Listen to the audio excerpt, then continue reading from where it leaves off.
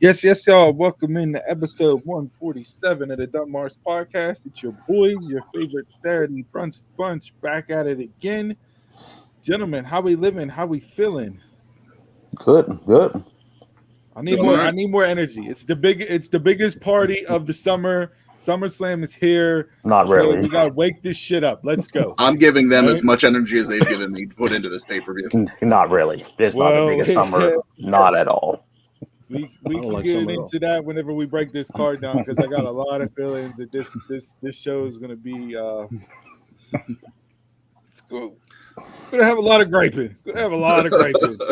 Don't want to sound like four old guys saying get off my lawn, but maybe a lot of bitching and moaning. But we'll try to stay positive with some things, giving you Mount Rushmore of the week. You hear that, Pro Dave? We're going wrestling. to complain about WWE this week. Yeah, pro bookmark this episode because this is the one you want to listen back to as we just bash WWE. No. But no, there will be complaints for sure, 100%. So biggest part of the year. Start your tailgate off early, 11 a.m. Eastern time, leading you up and until SummerSlam. We'll break down the card, get into all the shits and giggles that we normally do. Pros and cons of pro wrestling for the week that was. Truth be told, I was on vacation this past week. I was out of the country, so my wrestling watching this week was non-existent. You really didn't miss anything. I read up on stuff whenever I got back yesterday because different cell service, you can't really see stuff and everything else. It was very nice to just unplug and get away for a week. I'm sure. I think I charged my phone maybe 3 times all week. I didn't look at my phone once. It was great. It was fantastic. That's what vacation's supposed to be. Yes, it is. Oh man, I couldn't tell you just how nice it was to not text messages. Nope, they didn't get them. Phone calls. Nope, they didn't get them. Didn't open You up pulled my a quick, apps huh? for nothing. I That's went what you're dark. posting. I went 0 dark 30. I was like John Cena. You can't see me. I was out They said there. that's what we do. Yeah, incognito. So no, it was a good time. Good vacation with the family. Went off rather well. Drinks in between. There were a couple cocktails drank. Nothing too crazy, man, just something Just to lower the blood pressure a little bit, right? yeah, but there's just something, for a beer that gets imported whenever you actually go somewhere that beer is actually from, the quality and the taste difference is just, it never ceases to amaze me. So I was drinking Molson Canadians all week long like they were the most delicious beer ever. It was fantastic. Do you like Guinness? I do, but I haven't ventured over to Ireland. I've heard that Canada gets actual Guinness, but I don't know if that's true or not. So there was Guinness available everywhere, and it was promoted. I'm on a major lag right now. Yeah, I don't know Yeah, if you can hear me. Jeez, oh man, I don't know why. Your video's still on vacation mode. Yeah, seriously. Yeah. Your voice is there, me- but the video's not. Yeah, let me hop out hold and on, and try to There come. you There you go. we It's go. speed We back. motion. Yeah, there you go. With a speed motion. Okay. Look like you hit the fast forward button. Here we go. Back up to speed. Yeah, so no, it was good. It was a good time. Rest, recovery, got back, refreshed, ready to go in the SummerSlam. I did read up on everything. I caught SmackDown late last night, but that was an abridged fast forward version. I could tell I didn't really need to watch the show in its entirety based off of how it was on fast forward mode. Rampage was similar, fast forward mode. And yeah, so here we are. We're getting ready. SummerSlam. What do you want to do first? You want to run through Mount Rushmore and Jabroni and then get into the card? Yep. You can do it. All right, so my I'll give you my Mount Rushmore and Jabroni's right off the bat. Okay, because like I said, I got caught up with everything yesterday, reading up on everything, all that. My Mount Rushmore for the week is Angelo Dawkins Barber, because that Beijing was in full effect last night. There was not a crispier Beijing done in all of professional, maybe in all of humanity. Okay, that boy had a lineup that he ain't had since he got called up to the main roster. All right, and the way Butch was hopping around on his back, I was worried he was going to rub it off. Like you can't. You gotta be careful. Like that'll come off real quick. So I got. You know, the Beijing was in full effect, but it was nice to see the Street Profits come out dressed to the nines and do something different. Mm-hmm. They got cheers and ovations, so we'll see how they turn this around, if this is going to be a heel group or not. Lashley came out and they gave him a bigger ovation. Yes, they did. Yeah, so we'll this group's see. over even before it begins. Yeah.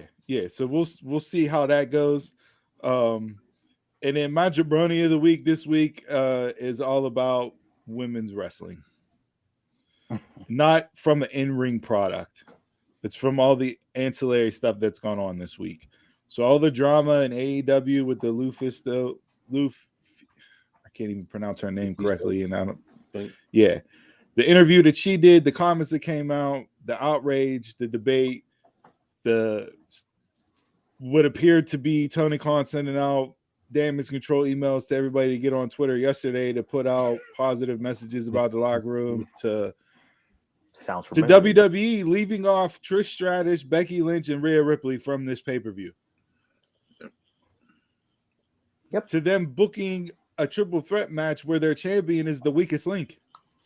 Yep. And got outdone in the promo packages last night on SmackDown. Let's throw a battle royal up there, but let's not take the match that we've been hyping up the most for a few months. I mean, this is, yeah.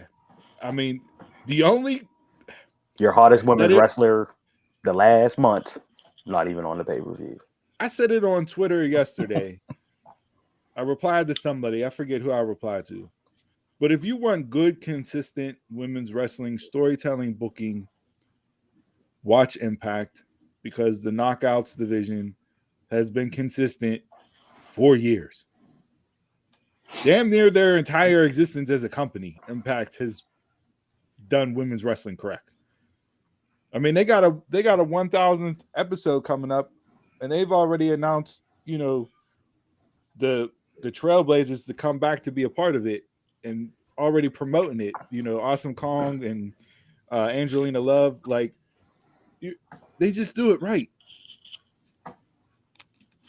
So yeah, that's my jabroni of the week this week. That all the backstage high school retort, she say stuff with AEW that's gone on ever since going back to Evilise, and then, you know, Big Swole, like all of that till now, nothing's changed. And then WWE's booking of the women's division has just been atrocious leading up to this pay-per-view. Couldn't say it better. Honestly, the past week, everything that's been going on with AEW, I've had Donald's line in my head. It's all a work. It's like you had the video last week, you know, the guy on the fan with the sign, you know, to do better, and it's like, and all this, it's like, yeah, like to me, it's like I just feel like it's a work, like they're leading to something. Like it doesn't feel like it's just organic. It feels like it's that they're doing something. Your thoughts on the title change? That surprised the hell out of me. And this goes back to book women's wrestling better, right? You do a shock and awe title change for a shock and awe title change for what? What purpose? Because Jamie Hayter is out, so you don't have her to be the foil to the Outcast based off of the story that you've been telling majority of the year. So you had to make a change and adjust on the fly, but you adjusted and did it on the fly because it was the 200th episode of Dynamite. When has Sheeta been on TV last? Other than just hitting with kendo stick. Running in. Yeah, it's all been run-ins. She's been on Rampage, but nothing serious. So if you're going to do the title change and you want people to be invested in the title change, maybe you should have had her on TV the last, I don't know, 3-4 months. Yep. We say this all the time, and WWE used to do this. They've gotten better at it recently, but you used to have your champion, right? And then below them, you had your tier of potential challengers, whether it's heel or babyface. Mm-hmm. And based off of circumstances, injury, who gets hot, who doesn't, you interchange and you adjust based on that. Yeah. Yes. To me, AEW just doesn't have a plan at all. They booking all out or all? I mean, they're supposed to be booking to all in. All in.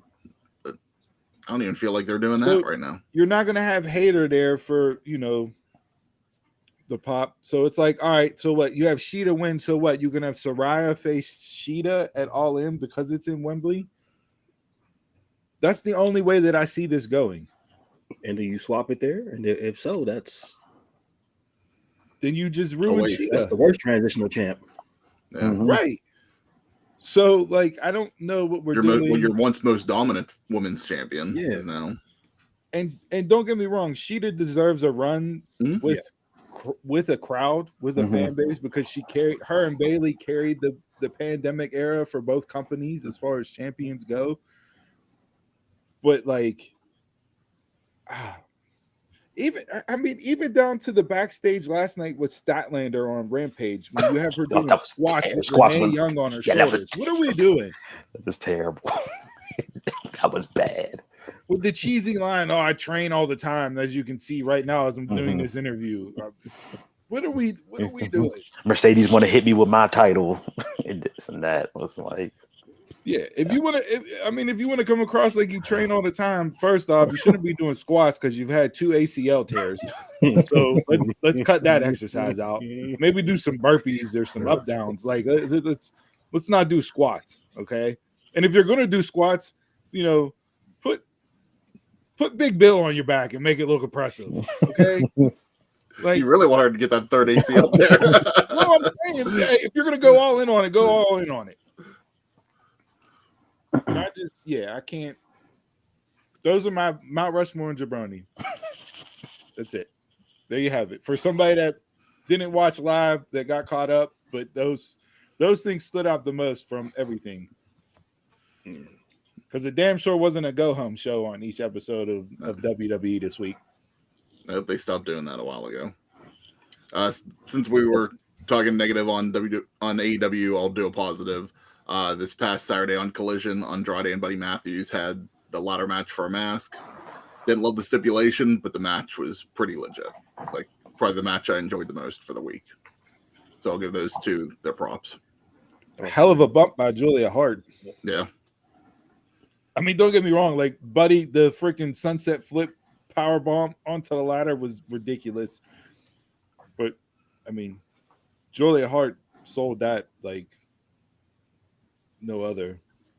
Facials, everything. Yeah, she was very present throughout that whole match. She was putting the Sherry work. But was she? Yeah. Not exactly that level. Not this Sherry work, but it was showing. She was showing the shine for it. So. Yeah, just without Harlem Heat. That's all. So all right. So we got Buddy Matthews and Andrade. I'm not mad at that. That match stood out as one of the highlights for the week. From that standpoint. So since you already threw Dawkins on there, I'm gonna go from what went from my jabroni to there was a backstage with Gunther Alpha Academy, and they made a stipulation for a 5-minute challenge match, and I was over it from there. I was pissed because I want that's something I want to see. That's something the fans want to see. You want to see Gable's push, but then as the match played on, the match was good. 5-minute challenge went through.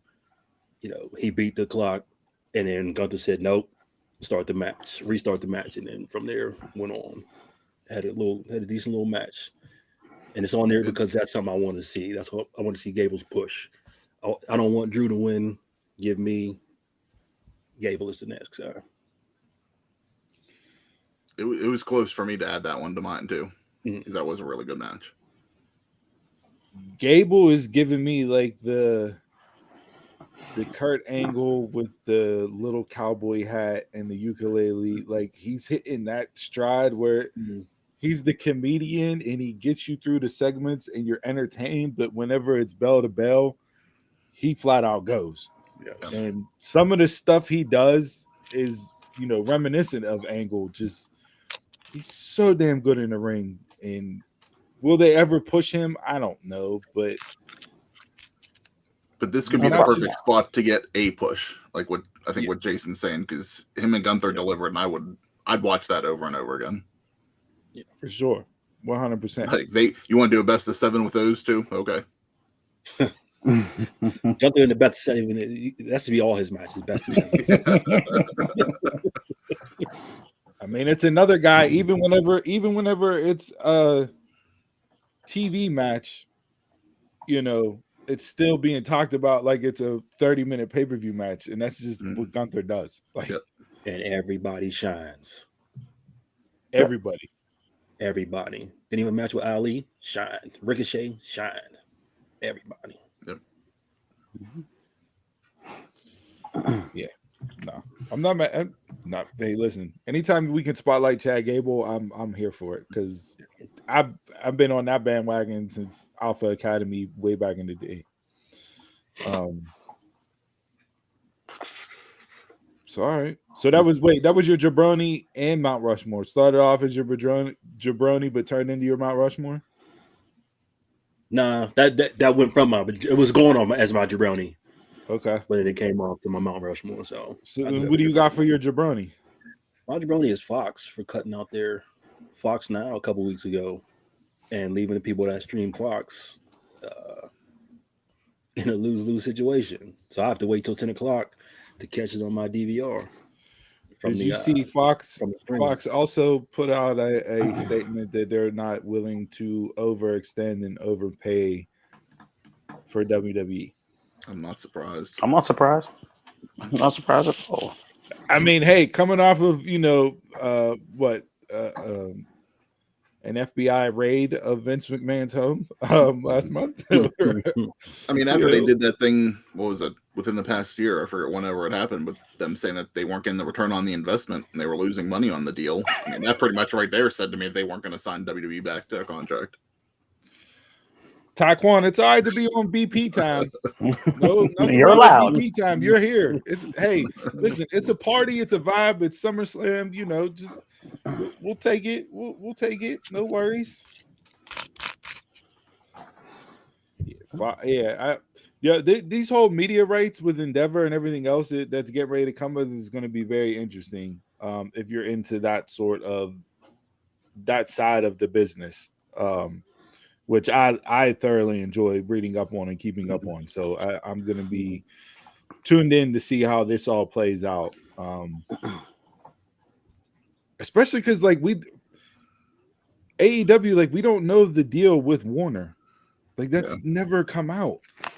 Nor does it have to because AEW is not public. So we don't need to be, we're not privy to that information. But at the same time, but Warner's public, so I'm surprised they don't talk about some stuff on there. Yeah, you may see some stuff, year-end balance sheet wise whenever they put out their financials, depending. But I got a feeling AEW would just be lumped in with their programming and all the other stuff to where you wouldn't get a true essence of the breakdown for that. But yeah, so that Fox Now, that's. But when it's on FS1, I can watch it. I can watch it. Go figure, right? So weird. All right. Donald? My Mount Rushmore, I really didn't care for wrestling all this week, but Dawn Maria, the way they were talking to Dragon Lee and Axiom this week and was hilarious. And that kept my entertainment for the week, basically. Just saying Dragon Lee, who are you, another Rey Mysterio Jr. or something? And when he was talking to Axiom, was like, I thought we just got done talking to you. He was like, that was Dragon Lee. And then Dom saying, then who the hell are you then? Just those two, just firing all cylinders. And what they're doing down NXT, I enjoy it since it's the show that I watch the most. I saw tickets are going on sale, I think, this week for No Mercy, which will be the next NXT event, and they're advertising Dom, so apparently he's not going anywhere. Of course not. Third best wrestler out in the world, you know. Kind of According to ESPN, number 5. So. And that's wrong. Yeah. So yeah, that was my Mount Rushmore. I also like Wesley and Mello, like a little hint of a feud going on there after what happened Tuesday. And I'm all for that in ring there. Yeah. I'm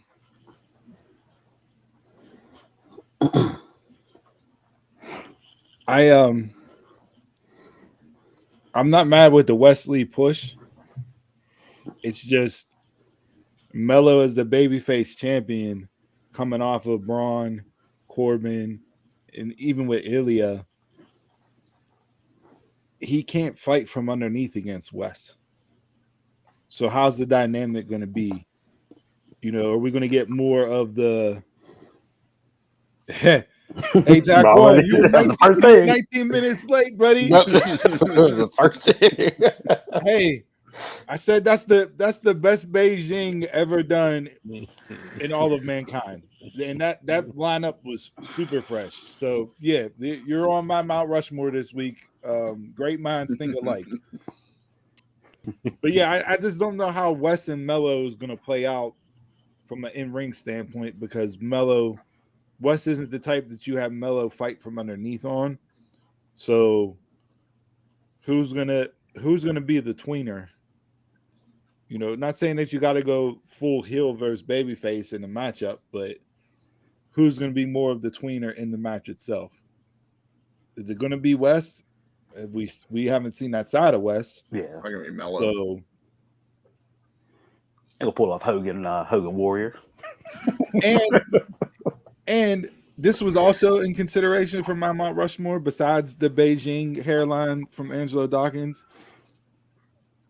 It was refreshing to see two people go separate ways without your typical wrestling turncoat style, chair shot, you know, forearm to the back, whatever. Like tricking Mello to sit down and do what they did and respectfully go each other ways, and like kudos to NXT for doing it a different way, because that was refreshing to see, and it made sense for both of them where they're at right now in their careers and trajectory and what they want to do moving forward. So again, to me, this is just the way that you get Mello.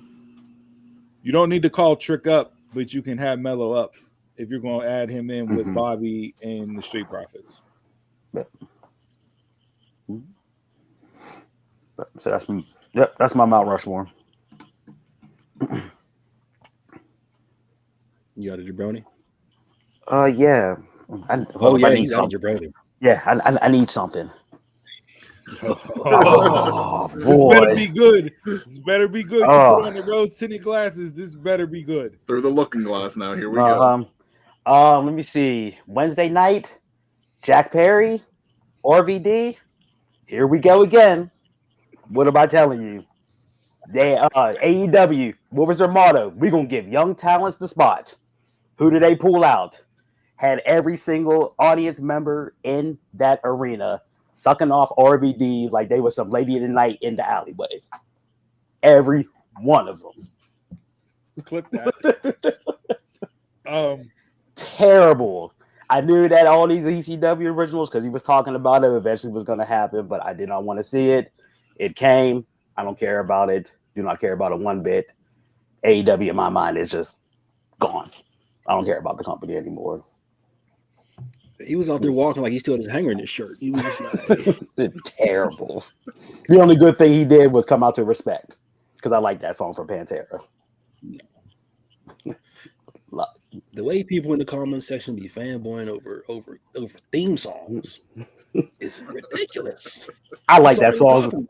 I like that song before it even hit RVD's airways. Terrible. Legends again. That's all AEW could do. Perform on Legends.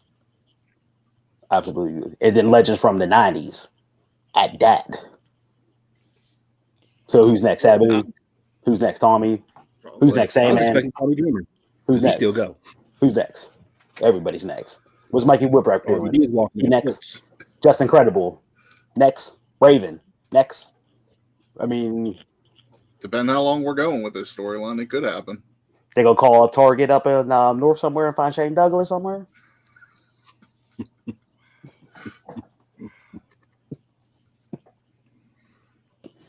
I mean, Lance But Storm RVD is said- there. You know, Absolutely RVD said he terrible. retired belts, so that could be a positive. Yeah. If this is short term, I don't mind it. And especially if it is to put Jack over. But No. He Look, can get over. He can get over. We get another FBI member on that. He can get. He can get over doing better.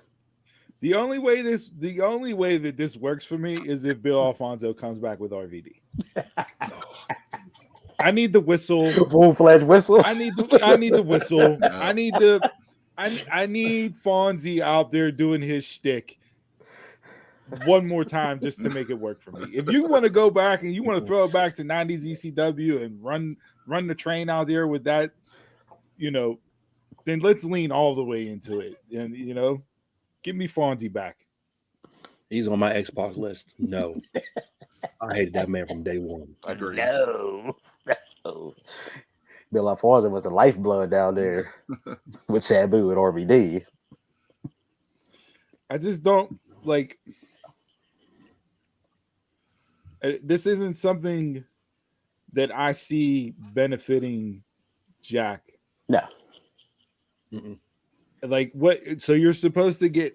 He's supposed to be hated more because he comes out to Beethoven's Symphony No. 5. He plays up Hollywood now, and he's gonna destroy all of your old ECW favorites. Which Tony Khan was a mark for growing up and traveled and went to every ECW show. So this isn't for Jack. This is for Tony. Yeah. This is for Tony getting to see all his boyhood idols come out and do one last hurrah so he can hug them and slide him $100 handshake in the back. Probably more than what Paul Heyman was paying him back in the day in ECW. You could have built up Hook doing this. Yeah. It don't need to see this. I mean, WWE did it with ECW. TNA did it with ECW. We don't need to keep replaying this again. But that's when those guys could still go. How much does RVD have in the tank? That frog splash is is going to be more looking like a puddle jump. It ain't going to be a splash. Turn the dust when he landed this. Maybe Dom can show him the right way to do it again.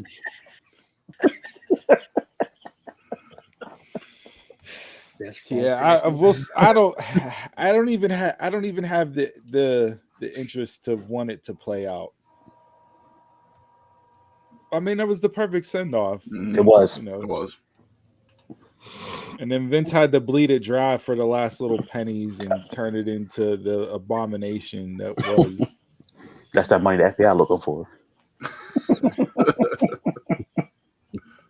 But Jason, you were right. It would have made more sense if they would have done this storyline with Hook over Jack. And actually built him because now you're just diminishing Jack. It's weird calling him Jack. Yeah. Just to make no sense out of the storyline. But I'm hoping it leads to just Taz doing like kind of what he did at One Night Stand. Just have a match with Jack, just put him in the Taz mission. Taz take the belt back, and then it becomes retired. Comes full circle then. And further bury Jack Perry. You can't beat an announcer. Don't let that be the booking. Please don't let that further bury your young talent. It's not needed. The belt's not needed anymore. No. Chris, what's your jabroni? My jabroni from the week was from Great American Bash. I'm going from the women's championship match, Tiffany Stratton. That's probably the worst I've seen her look in a match. And the very worst of it was one of the simplest moves of Boston Crab that she had to execute for like almost 5 minutes. She just couldn't execute at all. Like if you can't execute a Boston Crab, there's something wrong in your wrestling skills. Yeah, it was hard. It was hard to watch. Yeah. This is where the developmental met like the takeover pay-per-view and just didn't work out at all. Yeah. Like Tia is still young and green, Tiffany's still green, and Tiffany's not there yet to be able to carry people, so you need somebody that's at least on her level or above her to make it work. And we've seen what she can do with people that can actually work a little bit, and she comes across as looking good in the ring, but that was not it. Yeah, so I knew that was going to be coming at some point. I expected it 5 minutes ago, though.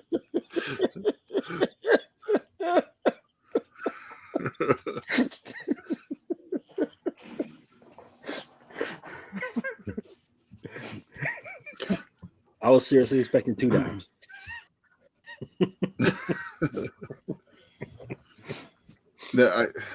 Did she have like her knee in her back, almost trying to look like a lion tamer or something? No. It looked weird. Yeah, it's like she kept like falling on it. Like she couldn't, like she was having struggle just executing it. It's like sharpshooter, I could understand her having trouble to execute a little bit, but a Boston Crab, like. I mean, I've done better Boston Crabs in backyard wrestling whenever we were back in the day. That was hard. That was hard to watch. Yeah. Like for the highs that were on that show, that I mean, you like that was the lowest of low, and then you have like Ilya and Mello, which was just high of highs. It's an interesting dynamic and contrast to see that as much as NXT is entertaining week to week, to be able to fill out a card for a pay-per-view premium live event takeover, it's still hard for them to fully fledge that out with the roster that they have right now. The problem though with it, because I don't think that it's there to tour. Like, you know, it's like when NXT first started, you know, they built up to touring and doing these on the road, you know, until they had like, they felt like the talent was established and everything, and they're not doing that. They're just doing it because they know they're going to make the money. And it's like, well, they don't care. But this match in particular was the perfect one for the Florida loop. Like they should have been doing this match on the, like whenever NXT just did the Florida loop, you know what I mean? Like, that's when they should have been on that loop doing that match, having that match night in, night out, and practicing it. So by the time when you got to the pay-per-view, you had it lockstep and key, and they didn't have that, and it came across as that for sure. So, yeah. And who knows where the women's, you know, division's going, because Cora supposedly took her stuff out the locker and left. Is that story for NXT, or is she getting called up after SummerSlam? She's in a weird spot, man. It like is. She's never been given it to go full steam ahead with her, which is kind of odd. But now she's floating around in kind of no man's land, and that's not doing her any favors. So, like, she'd be a good addition. Does she get caught up and have a spot on the main roster? Probably not, but I don't know. She can replace the. Since she's out for a while, give Bailey something to do other than. But Damage Control is almost at they're at their wits' ends too. Like, I'm over that. Last night on the Waller effect, like, you know, a year later, literally, and you know, how long have we been talking about Damage Control breaking up? Too long, man. Too long. So. All right, that was Mount Rushmore and Jabronis for the week that was in pro wrestling. We're not going to spend a whole lot of time here. I think we gave it more time than what was originally planned, because we do have SummerSlam to get into and a game afterwards. So let's hit this card, because I know this is where the bashing is going to come in. So, Pro, hit your record button so you can record this if you're out there catching it. If not, go go back into the archives on YouTube and watch it after we're done, because it's gonna get. Donald might as well just put the rose-colored glasses on for this segment. And go from here. So let's break this down. I get in no particular order, or however you want to pull it up, but let's start with the one that we can start the bashing with. The Slim Jim Battle Royal.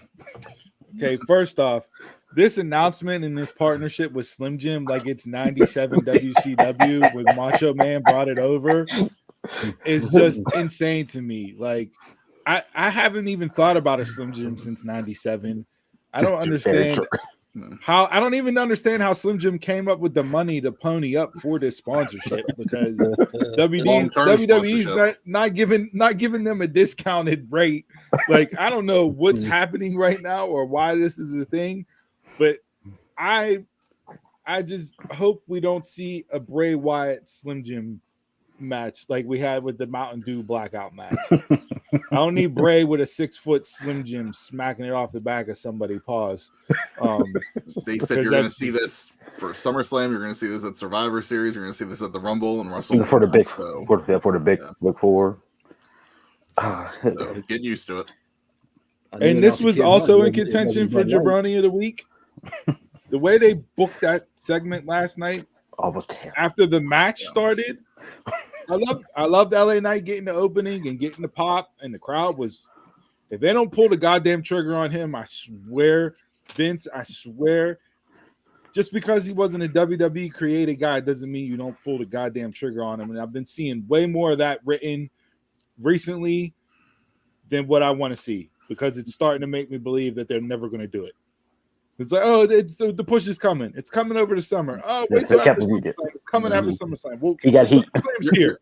You're getting the push right now. That's what you're seeing. Him getting camera time is the push. Yeah. He got heat. He got heat backstage. You know, that's why the push ain't coming. Where do you push him? Santos is your next U.S. champ. Or with the reactions he's getting right now, he should be up in the main event picture. You ain't touching the Tribal Chief. You ain't touching the Tribal Chief. Hey, I know the pop for Cody would have been massive. Roman, guess who's at your door? I know the pop for Cody would have been massive at Mania because it's Cody and the whole story and everything else, but this crowd reaction that LA Knight's getting, yo, if he beats Roman, like, that place will come unglued. So, I mean, LA Knight's going to win this. I hate the way they booked it last night with everybody coming out, and it's just. I thought it was a lumberjack match when I turned it back on. I was like, what the hell is this? I was like, what the hell is this? Like, why is Karrion Kross walking down? Why is Mike Nishin out there? Yeah, out there. What is happening right now? Miz on Raw, on SmackDown. Miz on SmackDown. And then, of course, because Miz is on SmackDown, he had to take the 20 count from Sheamus on the ropes, just because. Of course, the utility man. Yeah. So yeah. Speaking of Miz, did you see he made number 1 on a list? Most losses in WWE history. The Miz. No. Yeah. Wow. Kane was number 2. I mean, he had what 25 this year alone. So. And it's over 1,200. And not hurting him one bit. Nope, not at all.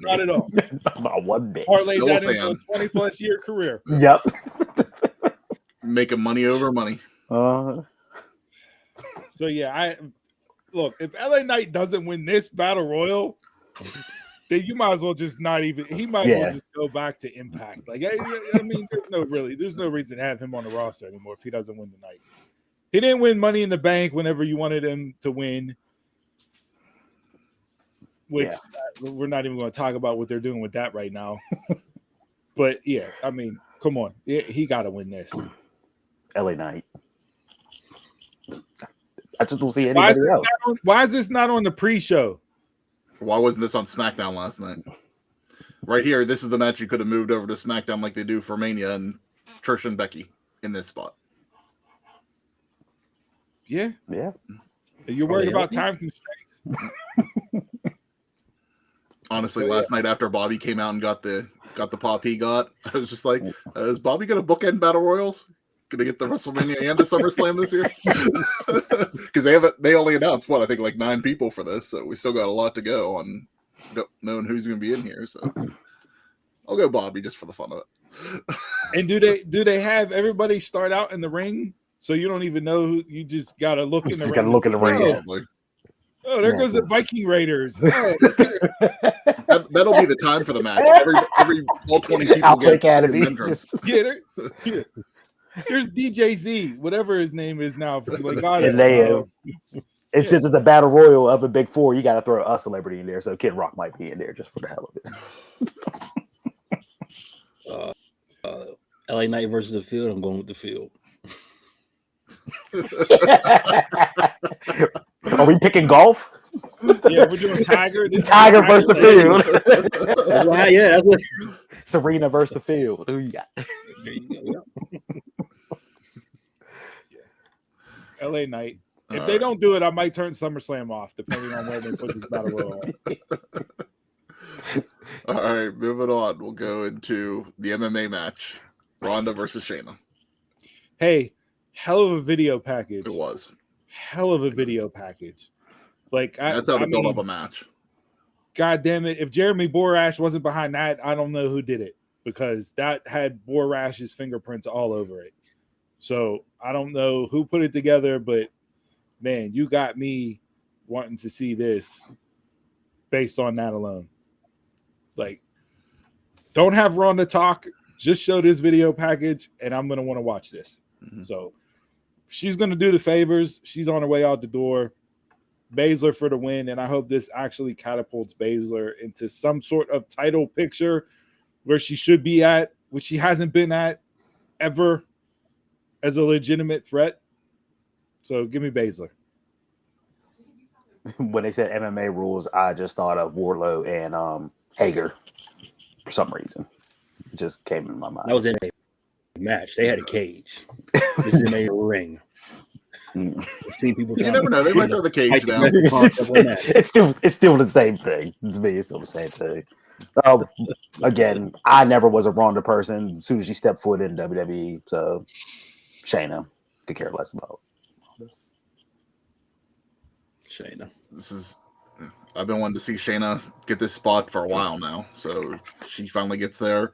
Hey, I mean, I know right now they're booking Rhea and Raquel at the moment. Like, that's kind of like the thing on Raw, but you put Shayna in that picture afterwards, I would love to see a Shayna versus Rhea match. That could be a great feud right now. So, Shayna for the win. All right, we'll go to our next match, Ricochet versus Logan Paul. Again, this should be Becky Lynch versus Trish Stratus. Nothing against Ricochet. This is just Logan Paul's on the card because he's contractually obligated to be on the card.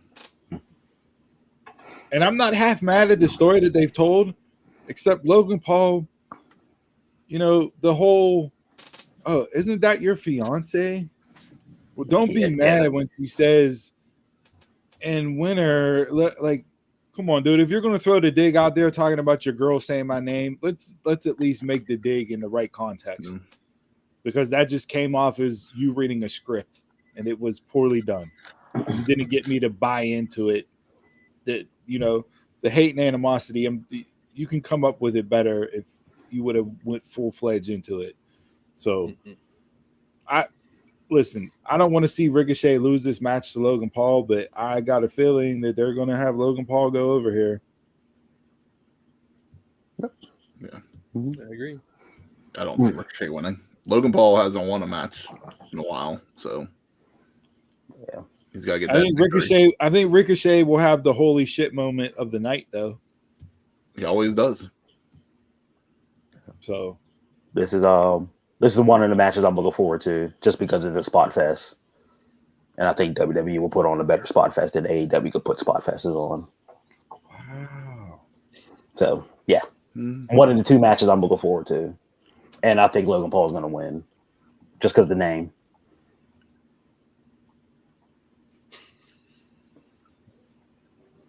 I don't got much more breakdown for this. Like, All right, we'll move on to the Intercontinental Championship. Gunther versus Drew McIntyre.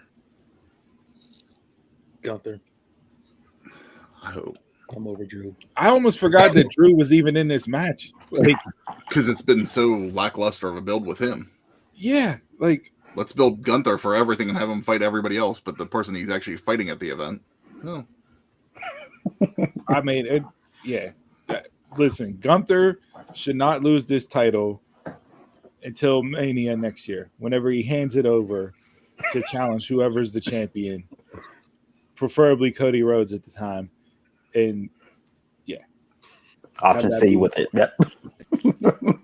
I think he's less than 2 months until he could beat Punk. he needs like 40. I think it's like 40 more days, Yeah. or 41 days, something like that, to surpass everybody and be the longest reigning Intercontinental Champion of all time. So yeah, let's deserves run this that. out. Yeah. He's made the belt relevant Mhm. after years. I mean, hell, how many pay-per-view matches has he had with the title? When's the last before him? When was Very the true. last time the Intercontinental title was on a pay-per-view? Always depending on SmackDown before Big Four. Yeah. It's that argument of does the belt make the man or does the man make the belt? And the man has made this belt. 100%. Mm-hmm. Yeah, and I'm still over Drew. Yeah. Still over. All right. Up next, we'll go with Cody and Brock.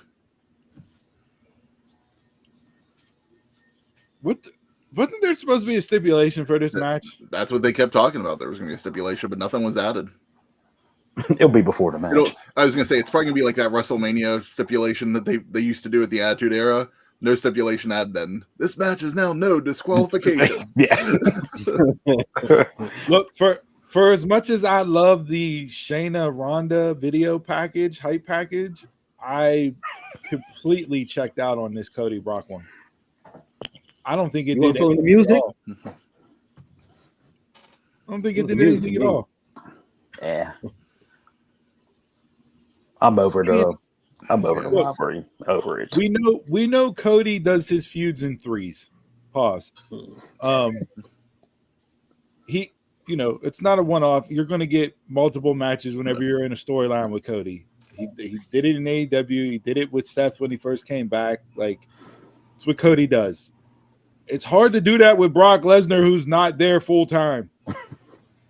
Even though it's Brock freaking Lesnar, it's really hard to do that. No. And I'm not saying Cody hasn't carried this by himself, but at the same time, there's only so much you can say and do. Mm-hmm. And yeah, like, to me, too much time has passed and not enough has happened for me to be legitimately excited for a trilogy to be completed based off of the first two matches. So I haven't winning. cared after the first. I got Cody winning. I mean, they're tied up 1-1 right now. So who's going to win the rubber match? Depends on what they're doing with Cody. Like, I don't know what he's doing after this.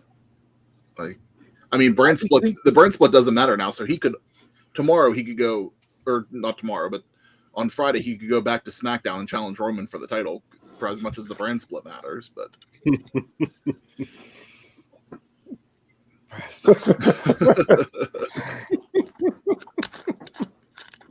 Yeah, I mean, yeah. Look, you're worried about what they're doing with Cody, Chris, and I see I'm the opposite. It's what else is there for Lesnar to do? that too. Like, who else is, you know what I mean? Like, One-on-one he with the doesn't have a Undertaker. belt. If he doesn't have a belt, then what else is there for him to do? Like, The sunset. And now you're The sunset. heel again. So Get on your horse and ride into the sunset. Yeah. I don't know how much longer Lesnar has left. I mean, because he definitely usually keeps that tucked away. But yeah, if he just comes back for a couple more matches and then rides off, I'm okay with that too. Yeah. I don't care who wins. I'm going with Cody, but The rivalry still. It don't matter. it is.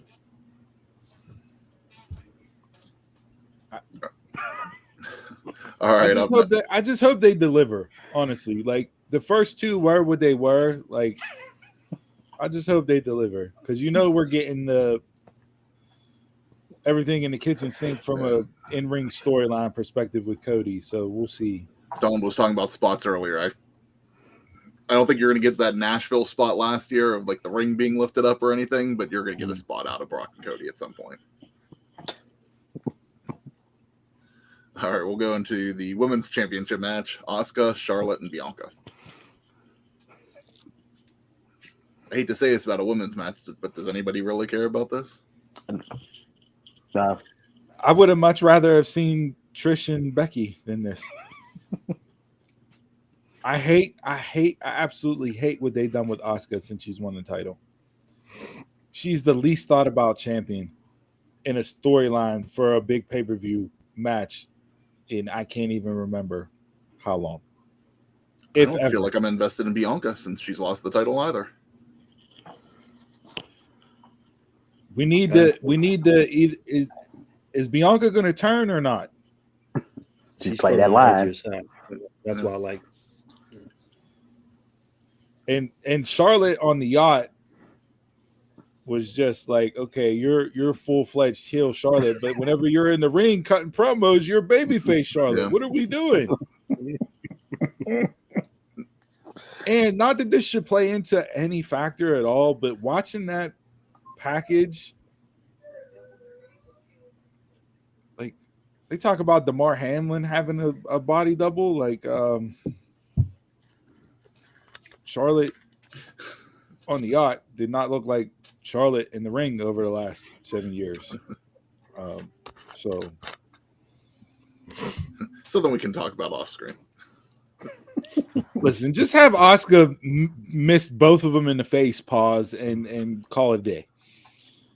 You get a blue mist, you get a black mist, and I pin both you, and we go home. It worries me if they're just going to put the belt on Charlotte just to put the belt on Charlotte.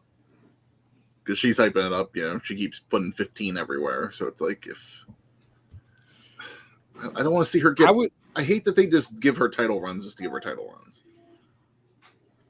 Because they haven't done anything with Asuka, I would rather the three of these women beat the ever-loving shit out of them, and then Io cash in and take the title, hit a moonsault, and take the title. I'd be okay with that. At least it gives some excitement in there. It's 1 year to the 1 year to the event when Damage Control came back, when Io did, you know what I mean? Yeah. Like, pull the trigger on it and start off fresh and give everybody a clean slate, because this has done nothing except build up Bianca and Charlotte. So if you're not going to do Asuka right, then yeah, no point in having her continue to hold the title.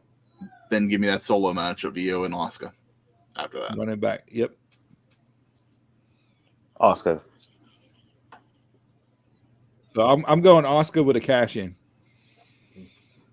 I don't want to see it, but I have that feeling of Charlotte win. All right, up next we'll go with the World Heavyweight Championship: Seth versus Finn. I really, really, really need Finn Balor to win this match. Yes. Like, yes.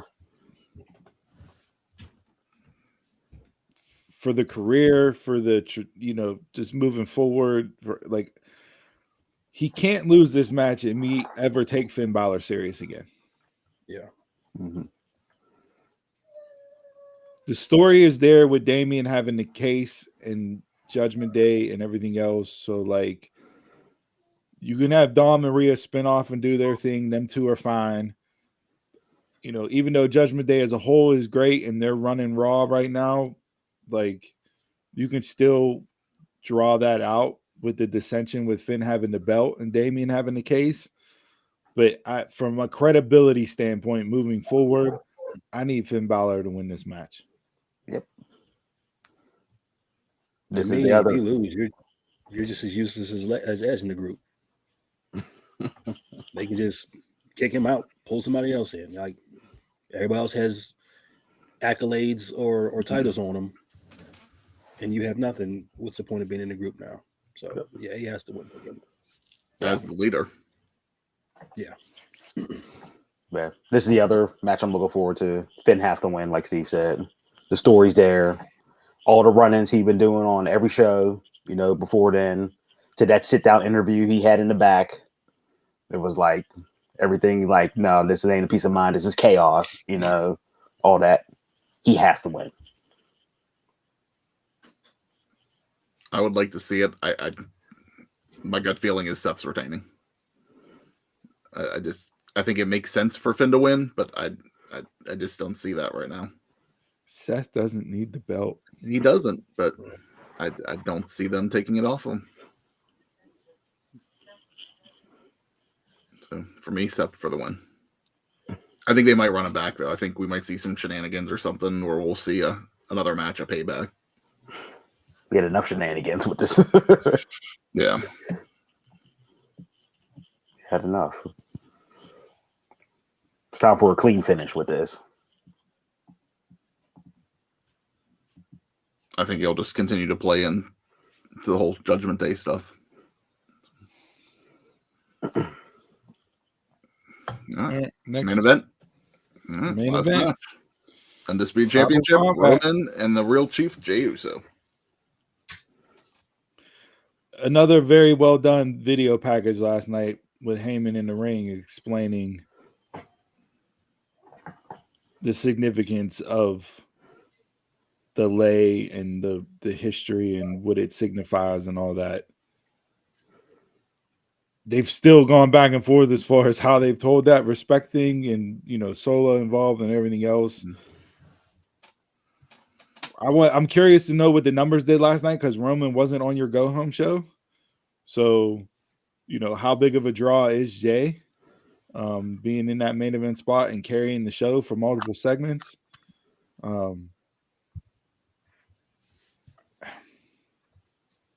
Would the pop be worth the 3-year run?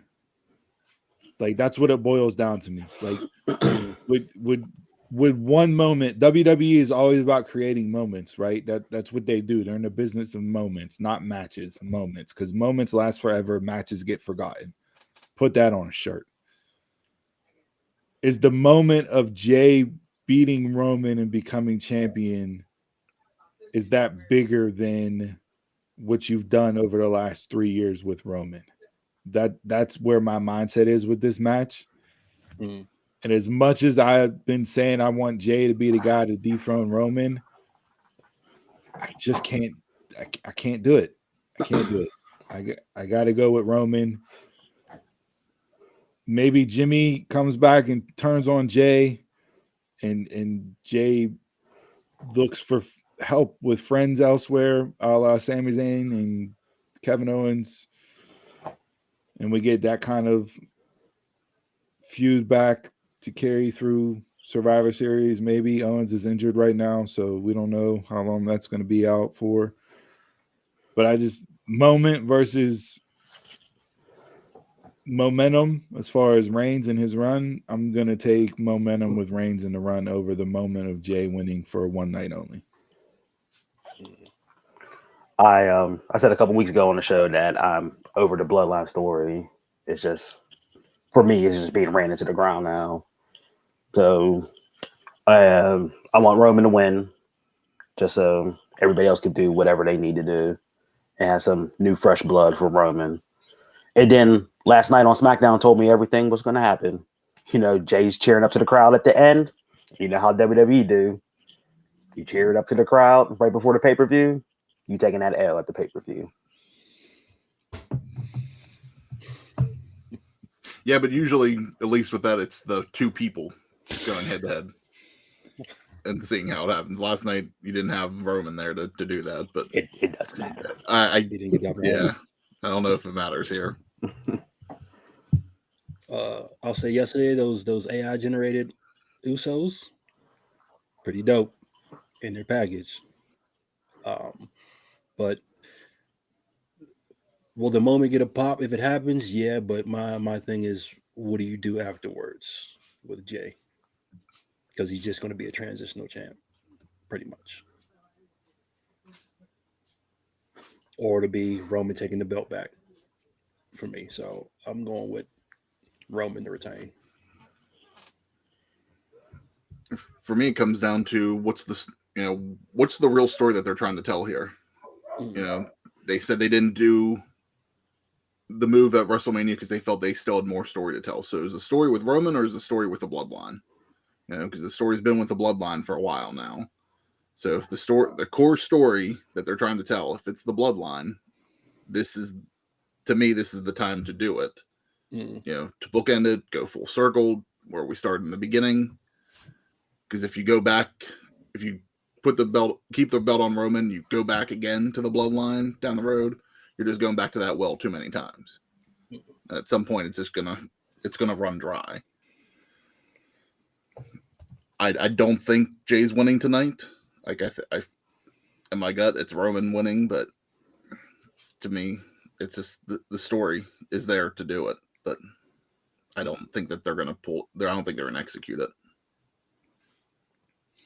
Do we have a return tonight?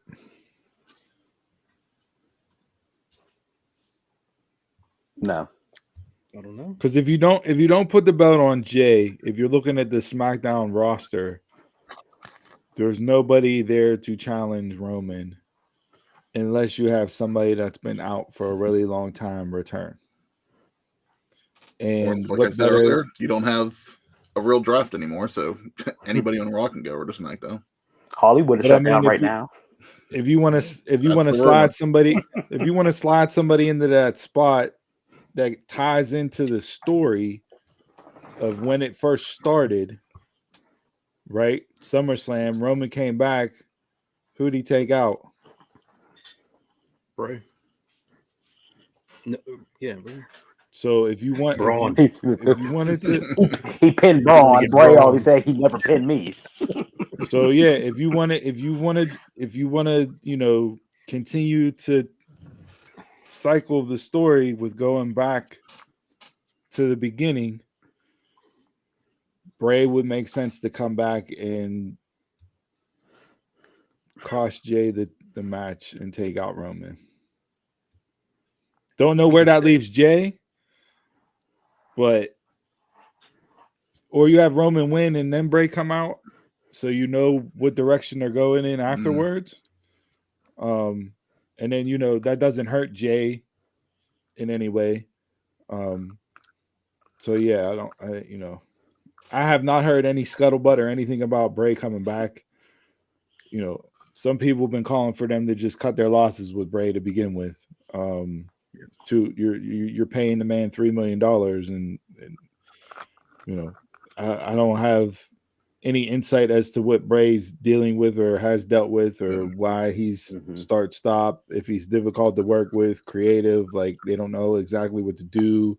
Like I don't know any of that. I'm just saying, if you're looking for somebody to step in and be opposite of Roman to where it's believable and you can tell a story and you can run with it and have a match, because nobody else has been built up, much like AEW where they haven't built anybody else up. Like you've built Jay up. After Jay, there's nobody there. So unless Roman pulls I'm out, I don't know what else you do.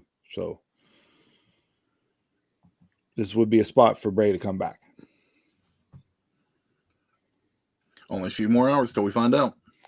That's it. How many matches total is that, Chris? 8. No pre-show matches scheduled. So 8 matches with a 4-hour. Now, are they worried about time because they can't go past 11? Is Detroit like like New York? You have your certain times, and if you're not there, then it's all hell hits the fan, right? I don't know if Detroit is similar in that vein as far as time goes and everything else, but if you have 8 matches on a 4-hour pay-per-view, 8 to midnight, and you can't get Becky and Trish on here because you're worried about time constraints, what are we doing? I was actually surprised when I saw this was an 8 p.m. start time, not a 7 p.m. start time. Because usually, like for these bigger events, they've been starting earlier. But so if you're running from 8 to 11 with 8 matches, given the matches and who's on the card, almost 3 an hour. Because you're gonna do video package in between and all the sponsorships other stuff and all that stuff. Yeah, like you got your Tequila Rock concert. See, and that's the thing. I don't they think he's better supposed not to perform. I think they said that he's doing the cold open, like the narrating. So I don't think he's supposed to perform. But Somebody gonna be performing. yeah, if he performs right there, that's what should have been cut for Becky and Trish. It just baffles me that you have Rhea, Becky, and Trish, and they're not on this show. Yeah. Mm-hmm. But are they all healthy? Trish and Becky, yes. Rhea, Yeah. Rhea, besides wrestling Natty, like she's been doing her stuff, and I guess Raquel being legitimately injured is what threw this off. Yeah, I haven't really enjoyed the Rhea Raquel build up enough to say that's SummerSlam. No, but Becky and Trish was SummerSlam. Yeah. And if you just throw it on a Raw, then that's still not giving them what they deserve. At least put it to payback if you're going to push them off this show. And if you read rumors, I mean, we're talking pre-WrestleMania. They were talking about Trish and Becky planned for SummerSlam. Yeah. Mm-hmm. Right. So. Yeah, I don't know. But this SummerSlam does not feel as big as the other ones in years past. Mm-hmm. No.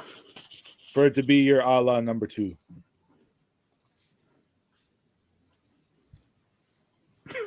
We'll see how it turns out. Will the card deliver?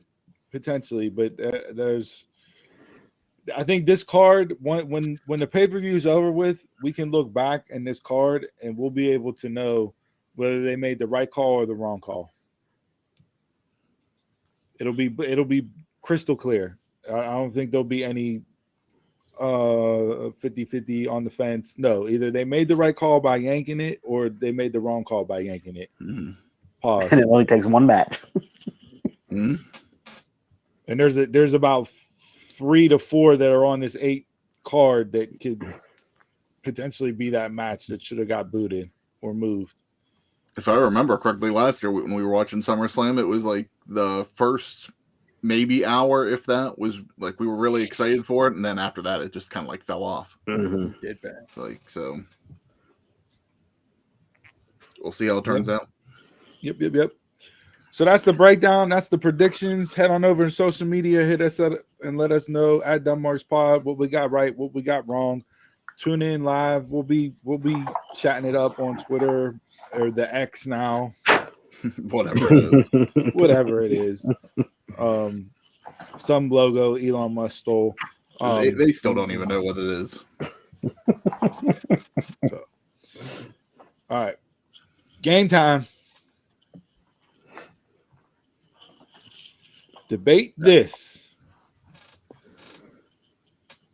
4 horsewomen. Sasha / Mercedes, Becky, Bayley, Charlotte versus or OVWOG, Cena, Orton, Lesnar, Batista. Which group are you taking? Why or why not? I'll kick it off. I think I'm between the two. I'm going to go with OVWOGs, talking about consistent storytelling for a long time, with actually pushing talent. Those 4 have delivered.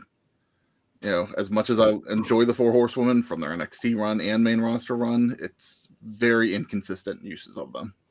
Consistently inconsistent. Put that on a t-shirt.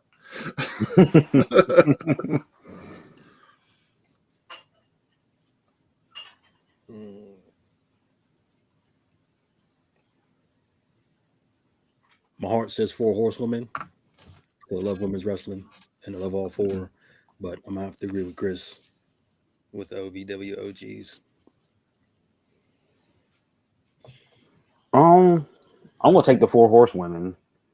They're the ones who really got me into NXT as it was back then. And I think even though they're used really inconsistent on the main roster, they were the ones that made the main roster, women's division up in the main roster, watchable. Transition out of that Bella's, era, previously Divas era, to actual women's wrestling on the main roster.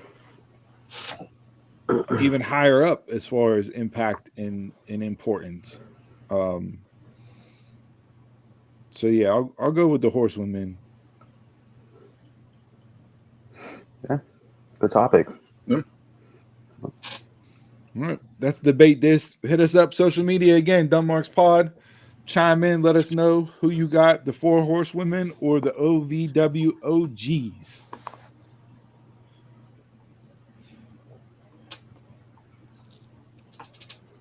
I mean, like impact wise, yes, but when you stack up resumes and you put titles for titles and you count the run, the years that the OGs had versus the years that the horsewomen had, the horsewomen have more impressive of a resume because they've done it in shorter time.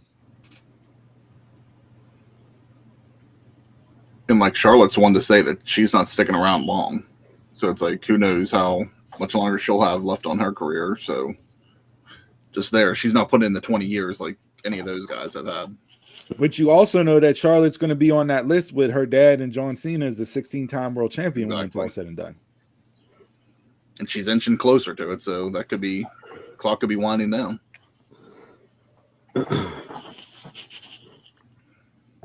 So, yeah.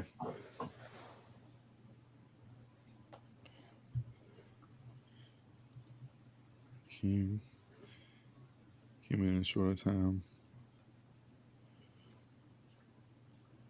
What you mean, Taquan? I don't know if you're being sarcastic there with a Slack comment or you're asking a legitimate question or is pressing. I mean, you know, for as much as we love the Orton Cena rivalry, even though they ran it into the ground, like you have Bailey, you have Bailey and Sasha. Like, you know, you can. I mean, the rivalry between the 4 on each side is what it was. Mm-hmm. It's the iron sharpens iron, you know, all the cliches. Like, to me, it was a legitimate debate as to, okay, here's a group of 4, here's a group of 4, and they're pretty evenly matched when you start looking at it and breaking down everything, sans the fact that it's a group of women versus a group of men. So. All right. Anything else from Debate This? Nope. Anything else we need to talk about on the show at all? Here's a question I have for you guys. MJF Adam Cole. Right. Announced this week. It'll be the main event of All In. Mm-hmm. The only match announced on the card so far. They had their match with FTR. It was a hell of a match because it's FTR. They don't have bad tag team matches, but Cole and MJF can go. So it was a good mix. They sprinkled in the storyline. They plotted stuff out, this and that. They teased the turn. Do you feel like this storyline? Do you feel like it was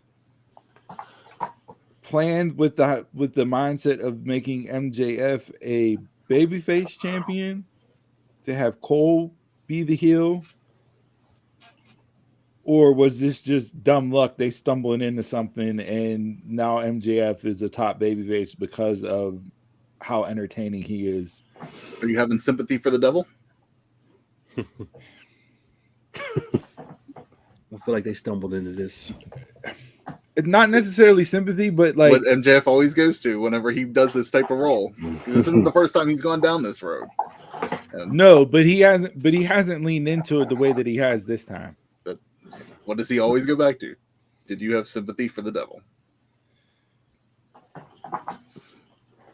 All right, let me ask it to you this way: Is there more money with MJF as the babyface champ and Cole the heel, or MJF being the heel and Cole being the babyface? I like the situation of Cole turning on MJF to being the heel to MJF's babyface because it's different than what we're used to with MJF.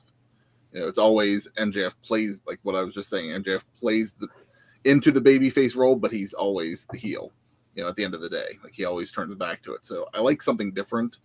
All online this week, I've been seeing people posting about the way Adam Cole hugged MJF this week with like the fist bump to the back. Like that's him stabbing him in the back. And if you go back, he did that to Kyle and he did that to Roderick and everybody in Undisputed Era. So they feel like that's going to be Cole turning on, playing the heel and turning on MJF.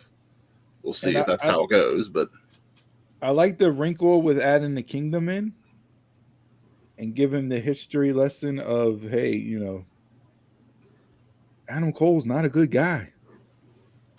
You know, he's ducked out on his friends multiple times. Look at his track record. I just feel like we're 4 years into AEW, right? What always happens in pro wrestling? The bad guy eventually becomes the babyface. Mm. To me, this is just MJF had that rise of the hated heel. Then he cut the Tony Khan promo. They got him fired, right? Which made the fans love him even more because he gave you that type of performance. Comes back to the huge pop as the devil, right? And now he's giving you some of the most entertaining stuff in pro wrestling with one of the biggest fan favorites in pro wrestling. So like it's at the crescendo spot where like it's kind of hard to hate MJF. And if MJF does turn on Cole, then like Chris, it's like what you said. Well, it's what MJF does. So why do it that way? Like the bigger story is having Cole turn on MJF and MJF, you know, having the wool pull over his eyes, you know, for the first time, you know, because it almost feels like they're both playing each other. Almost is how the storyline feels. But it's like because this is what we're used to without MJF, but like you've seen everything with Adam Cole and the Kyle O'Reilly in the back, you know, like him constantly telling Kyle like calm down, it's cool, like I got this, you know, and just like you can tell like he's trying to tell Kyle like I'm playing him, you know. So just Roddy, or Roddy, like he's constantly trying to tell him that he's playing him, and you know Roddy doesn't believe it, but it's like I'm expecting them both to turn on each other more than anything, more than one on the other. What's the line go? The greatest trick the devil ever pulled was that, you know, nobody knew he was the devil, or however the freaking saying goes, right? Mm-hmm. And MJF has said that before, right? Whenever he started this whole the devil gimmick. What if Cole takes the line and he, you know, he was the devil in plain sight that MJF didn't recognize and couldn't see? Does that turn MJF even more heel because he's so pissed that someone out tricked him? Yeah, but I think that sympathizes you more with MJF to make him an even bigger babyface. No matter what, the fans are going to cheer MJF. Yeah, he's at that level now, absolutely. Yeah. So it's him being a babyface or just playing up the heel gimmick even more. They're just going to cheer him. So yeah, they should do it with Cole turning on him. I mean, AEW needs storyline, so need something different. Right now, and them two together storyline. Them two together has been different. Like it's something that came out of left field that nobody expected. That sparked off with a gym vignette talking about their hate for Tony Schiavone, and it was like, oh, these two play very well together, and it comes across. And then you get over a double clothesline to the point where you have 10,000 people stand up when you hit a double clothesline, like. Jason's favorite move. That and the hug it out. We as wrestling fans have some serious issues. We have to But I always mean, want somebody to like hug it you- out, and we mark out for the stupidest shit. We have some unresolved issues. you have the Yes. you have the t-shirt, and then I'm not gonna wear it, and then look, I'll wear it, and it's now we have matching jackets, and then We mix the our music. the mashup of the intro musics and MJF's reaction and him screaming on stage. It's a mashup. It's a mashup. Like that, that's entertaining as all hell. Mhm. And just And everybody hates a "Can They Coexist" storyline. but I'm they just glad they do didn't put that. the tag titles on them. I was glad they didn't do that. They didn't do that. Can they coexist? They didn't tell it. They didn't tell it in that vein. That was a "Can They Coexist" storyline. They put them in a tag team lottery bingo match thing. That was where it was supposed to 100%. go. Yeah, 100%. wasn't supposed to take off like this, but yeah. When the names when they announced the names, yeah, you could say it at that point in time, but ever since they announced the names, they didn't tell this as a "Can They Coexist" storyline. Yeah, that's how I see it too. No, see, this is a It's now moved past that, but that's how it This- started. Yeah. to me. I don't look at this as a "Can They Coexist." I look at this as this is a I didn't like you, you didn't like me, but we became best friends. This is Step Brothers. This Can is they Step coexist? Brothers. I didn't like you, you didn't like me. That's "Can They Coexist." Initially, Th- But I mean, they this didn't is tell like that on- WWE. This is WWE WrestleMania build up. Like, okay, you're gonna wrestle at WrestleMania, so we're gonna put you in tag matches just to keep But- your friends but close, look but at your those- enemies closer. So but look at those matches and interactions in that. That's not what this was. I didn't get that vibe one time. oh, yeah, I think Jason hit that 100% on the head. To me, this is Step Brothers. I don't like you, you don't like me, but hey, guess what? I got a sword signed by Randy Jackson. You have night vision goggles. We're gonna do calisthenics in our garage now. We're best friends. Prestige worldwide. Boats and hoes. This is, I mean, it's entertaining. It's Honestly, I think you're both saying it two different ways, but you're saying the same thing. Yeah. That's what I'm hearing. "Can They Coexist?"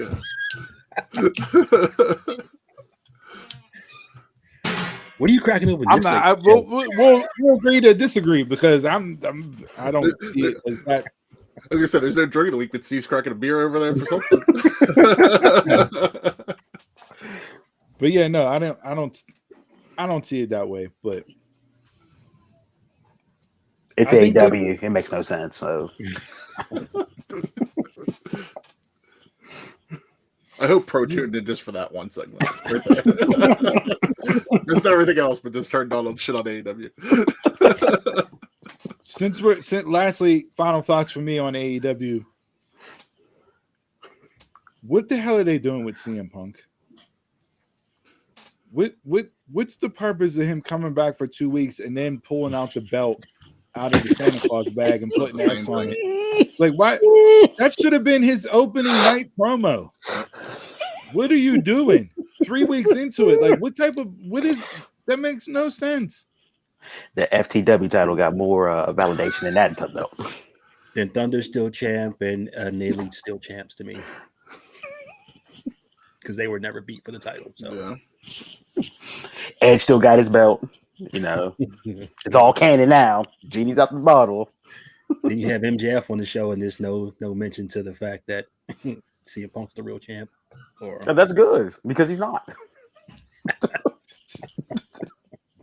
Let's make one thing clear. There's only one real world. Jason, your title right there is compared to Roman's. and this is the $35 one. Hey, same belt. Same belt. You the tribal chief right now. Mark the X on it. You're good to go. And I think that's a good point. That's a good part to leave off at right there. All right, that's episode 147. Whoa, Tequila. We didn't even mention Tequila for the show. Pee Wee. That's what it's for. Pee Wee Harmon, rest in peace. That was childhood for me. I was a big Pee Wee fan growing up. You put Lawrence Awesome. Fishburne in the talking mat in the talking show. Mhm. Great show growing up. Makes me want to go back and watch Pee Wee's Big Adventure. No, I don't think it'll hold up. But it was good for its time.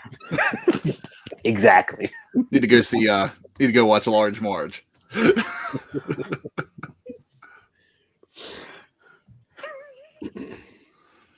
All right. Anything else? Nope.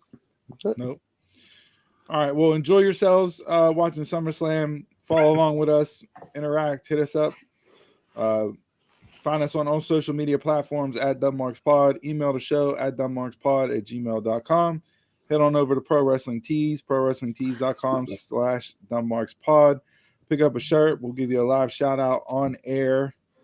Any other plugs? We're not sponsored by Slim Jim yet. We'll try to get a Jack Link sponsorship because Slim Jim's irrelevant at this point. Head over to Spotify. Got to build up. I don't know.